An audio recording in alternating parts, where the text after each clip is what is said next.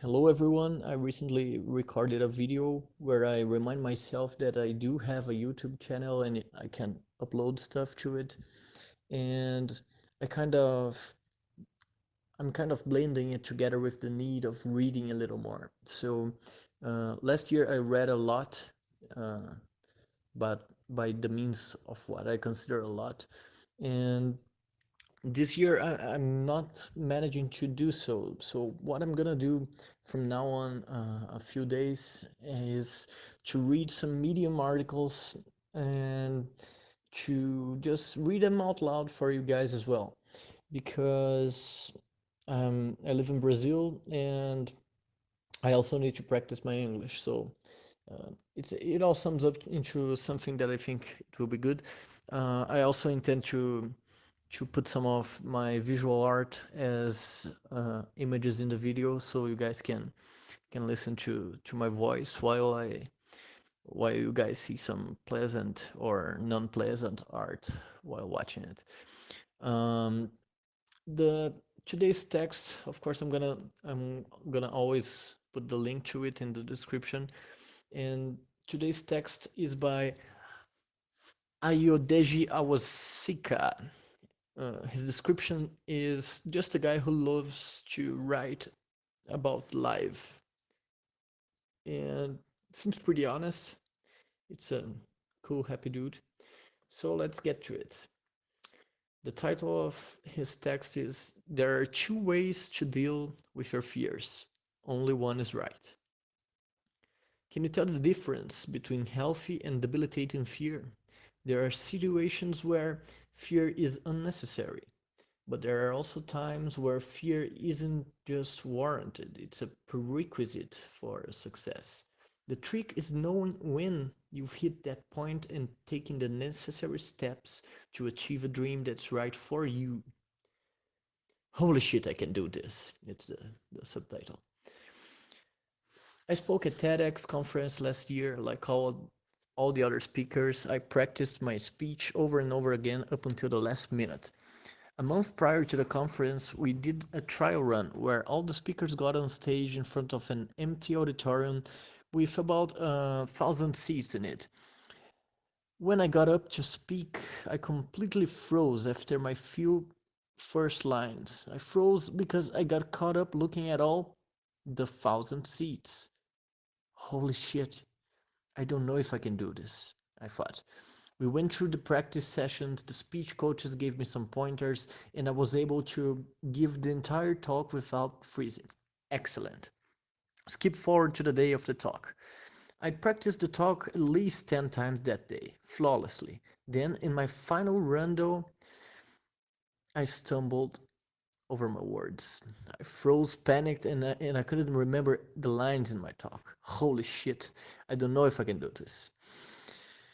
When the moment came, I gave the talk without any major screw ups. The moments after the talk, hearing the round of applause, signing copies of my book for audience members, the pats in the back, the handshakes and hugs, were some of the best moments of my life. There's nothing quite like feeling the fear and doing it anyway. Without the fear, the success wouldn't be as much fun.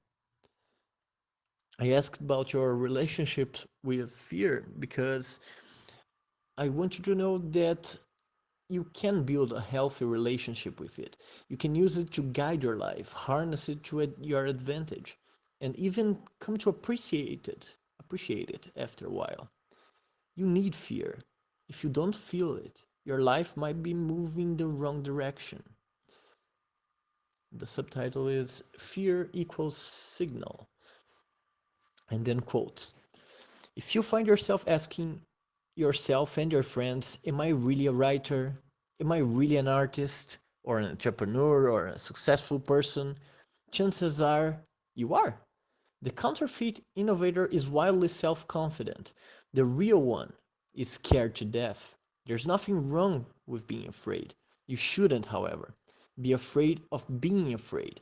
The fear of fear kills more than dreams kill more dreams than fear itself. The idea that you are supposed to somehow feel invincible and unflinchingly confident or else you can do it, it's nonsense. That's counterfeit innovator talk. I used to be afraid of being afraid. Now I have no less fear than I had before, but I'm okay with feeling fear. It's such a subtle distinction, but it's an important one. When you're okay with feeling fear, you understand it for what it is, a signal to your dream. Your dream will require you to be vulnerable, to face rejection, to stumble. But the vulnerability, the rejection, and stumbling are what makes success feel good. Ernest Hemingway, when asked what most harms aspiring writers, said, early success. Think of any person who gets either lucky, inherits wealth, or gets successful too fast. They usually don't appreciate their success because they become complacent and wander aimlessly through life. The struggle leads to appreciation. You fear the struggle, but you need it.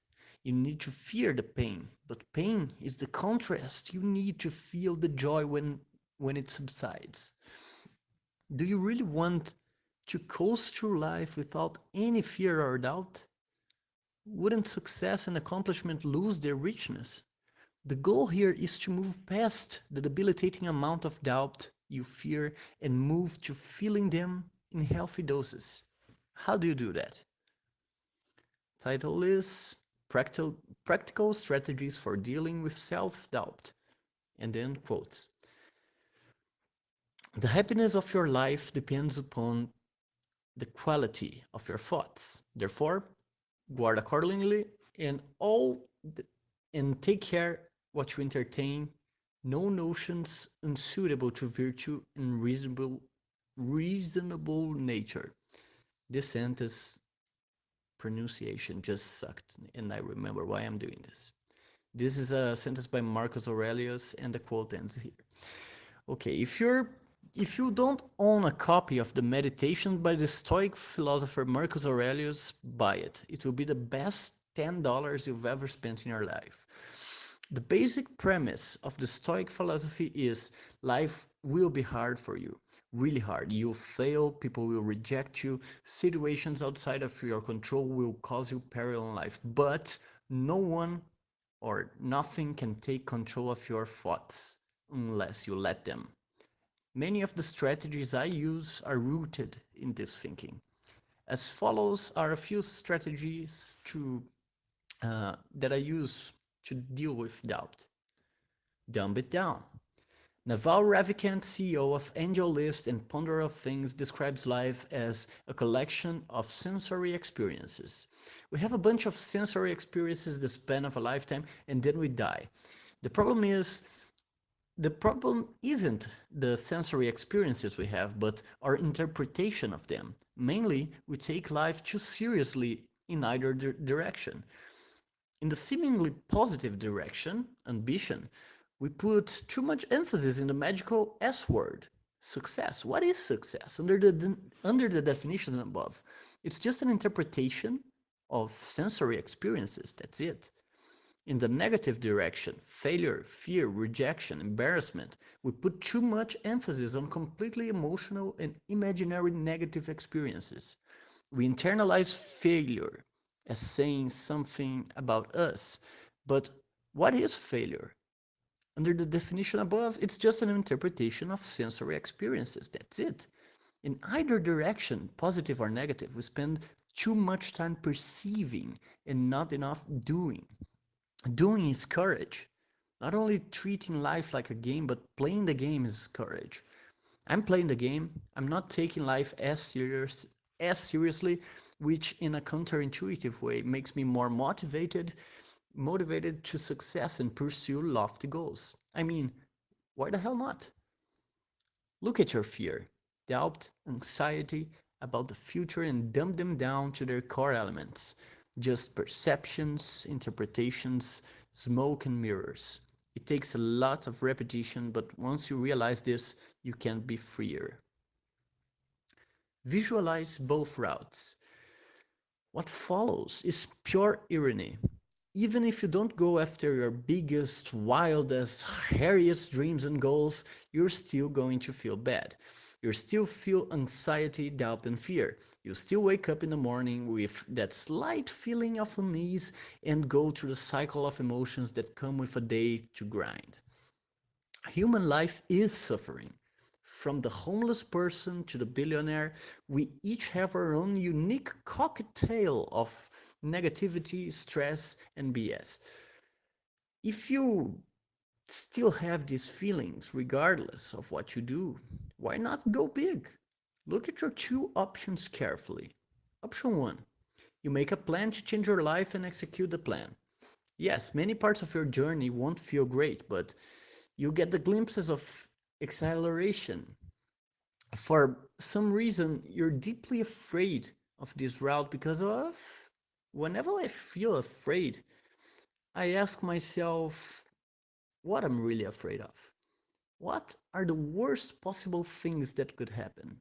Nothing more than a bruised ego. Option two, you keep doing what you're doing. You may be not depressed per se, but you're feeling a dull sense of complacency, it will remain. When you're complacent, your life can almost erode your spirit slowly. It washes off that brilliant, bright, and dumb sense of ambition you once had. Far be it for me to judge, but I can tell when life has defeated someone. You can see it in their eyes. Blank. I don't want that. Do you? I look at option one and two over and over again, and when I don't feel like writing, I compare the options. When I'm afraid to try something new and risky, I compare the options. In a way, I've learned to exercise my thoughts and emotions. I put them through a mental stress test to get the truth. If you can learn to almost coldly analyze what's going on in your head, you will start to see the truth too. You will start to see that doubt is nothing more than a smoke and mirrors, and you realize it logically makes no sense. It logically makes sense to self actualize. And then the last, I suppose, title, The Confidence Myth. I have written 11 books, says the quotes, but each time I think, oh, they're going to find me out now. I've run a game on everybody and they are going to find me out. Maya Angelou. There's a false idea that the more successful you get, the less you feel fear. Judge yourself and struggle with doubt. In many cases, it can be the opposite. When you're more successful, your standards go up and you can become more critical of yourself and your work. The more you gain, the more you have to potentially lose. If you feel like a fraud, a higher profile might make you feel like your chances of being found are even higher. Why am I telling you this? Isn't self help supposed to make you feel good about yourself? I prefer to try to provide real help. The truth is, there's no real magical point where your life is devoid of discomfort. We all know, we all know it, and simultaneously trick ourselves into believing this point exists. On almost on an almost minute by minute basis, I remind myself that the discomfort of being human isn't going away. Then I work. Sometimes I feel great about it, and sometimes I don't. I have brief moments of joy and exhilaration, like walking off the stage after giving a talk. Then, a week later, at my speech club, I get nervous to talk in front of 30 people. This is life, people. You'll battle with fear your whole life, but it's a battle worth fighting instead of passively allowing it to happen. The bottom line. See, I don't pretend that everything I tell you to do is going to work. Strategies for success do work. Personal development does work, but you have to be the one to do the work. You know why I love writing about the never ending struggle to become a better version of yourself? Because even if one out of 1,000 people who read this will follow through with the information, that's all I need. You might be that person today who finally decides to say screw it and goes big.